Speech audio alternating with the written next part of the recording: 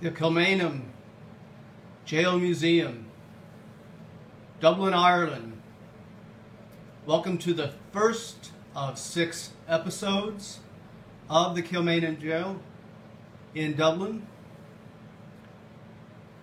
This is part of a larger series of prisons, prison museums, and penal tourism, a phenomenon that describes or at least captures the notion that there are people who are interested in visiting these former prisons to explore how they might have been administered, but also taking into account its surroundings, absorption. And that is absorbing the immediate environment in the form of a former prison so as to activate a wider sense of awareness of incarceration. And what we see here at the entrance of the jail are some basic items of information, but I want to draw attention to some of the cultural and linguistic features of this poster. Because what we're recognizing is language primacy. And that is the Irish language listed first, followed by the English language. Okay? Culture will figure prominently in our analysis of the Kilmainham Jail. And here you see the facade. This was built by the British, primarily to hold the Irish. It has become an important symbol of nationalism. It has become known as the Bastille of Ireland. The Bastille of Ireland. That packs a punch.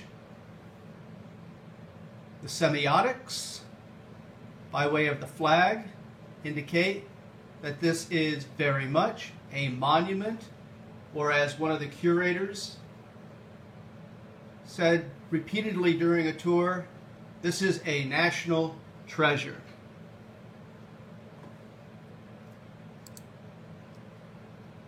We see the serpent, which is a remnant of the British.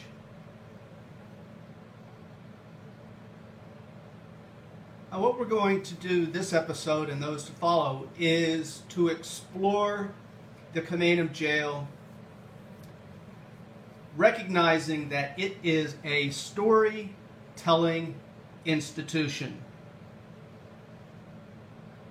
It is one that relies on a technique of performance, semiotics, symbolism.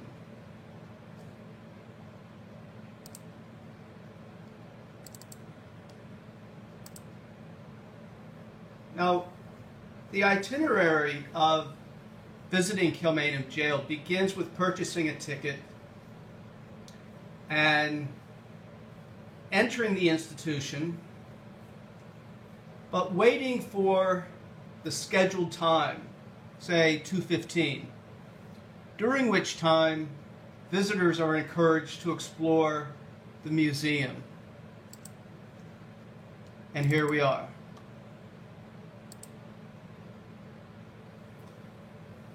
This is an ultra-modern exhibition space, as we can see by the architecture. It combines lithographs, drawings that give a sense of authenticity, which is what we're looking for as tourists, as visitors. We want to be convinced that what we are looking at is drawn originally from the past, but we also want to appreciate in a seamless transition technology. And technology will be used to facilitate these old world, new world encounters. Now we're going to see some text in the first portion of this tour. We're still in the exhibition space. Once again, language primacy, the Irish language, followed by the English language. Let us explore the English language, since that will facilitate this particular narration. Proud of its status as the second city of the empire, that's the British Empire, Dublin prospered towards the end of the 18th century. Fine Georgian houses were ranged around the elegant prospects of Marion and Mountjoy Squares, and the Irish Parliament building at College Green and the Customs House fronting the quays were among the finest buildings of the city. Again, the British had invested heavily in expanding its empire, but also creating a mirror image of London, the second city of the empire. Along the western approaches to the city, new buildings for the sick, the aged, the insane, and the criminal were ranged around the south side of the Liffey. That's the river. One of these was the new jail of Kilmainham, which began construction in 1786. Filthy, disease-ridden dungeons like the old jail in Kilmainham, about 500 meters from the present location, were an offense to civic pride. The humane treatment of prisoners in new buildings constructed according to the principles of the great prison reformer John Howard were more in tune with the civilizing ambitions of the age. John Howard, a household name in early penology, a reformer. I want to draw attention to this statement here: for the sick, the aged, the insane, the criminal. This is a wider sociological development in England, Ireland, and America, which was institutionalization, and that is to deal with the sick, the aged, the insane, and the criminal in ways that would require confinement. It's been said that today's problems are the result of yesterday's solutions. So America, England, through Ireland and elsewhere, began building these institutions, these bricks and mortars buildings, for purposes of solving problems of the elderly, the insane, mental illness, and crime.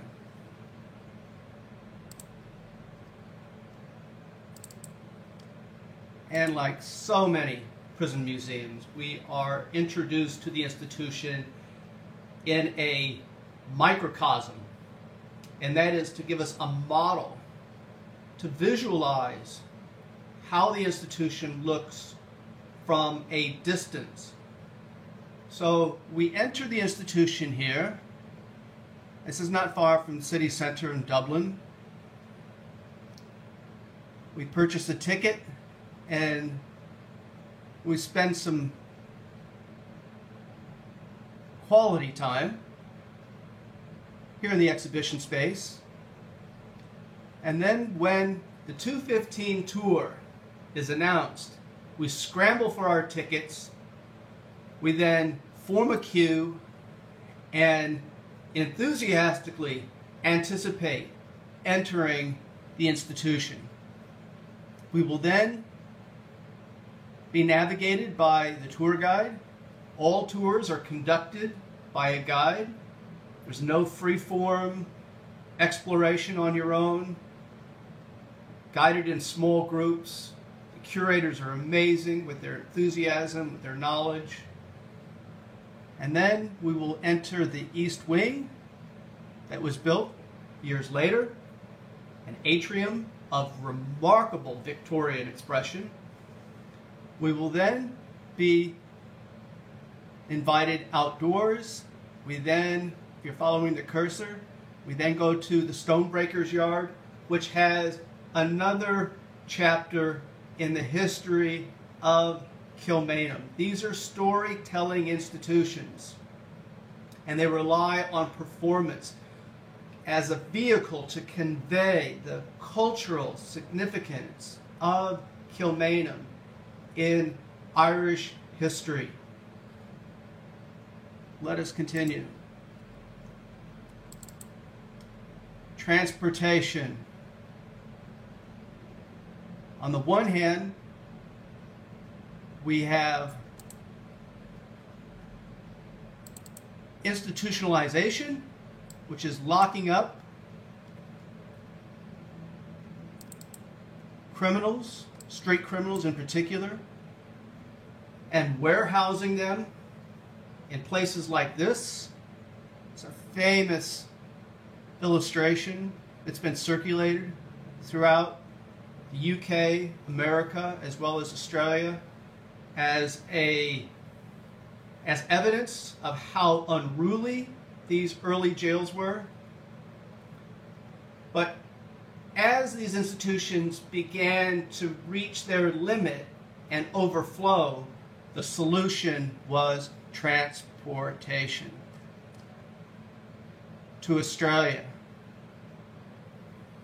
Many European powers during this era were also engaging, exercising, and carrying out transportation, ridding the criminal element from the homeland. This is a very important part of the narrative of Kilmainham. Transportation. Let us pause for episode 1. Get a cup of coffee or a cup of tea, and we shall return with more of Kilmainham.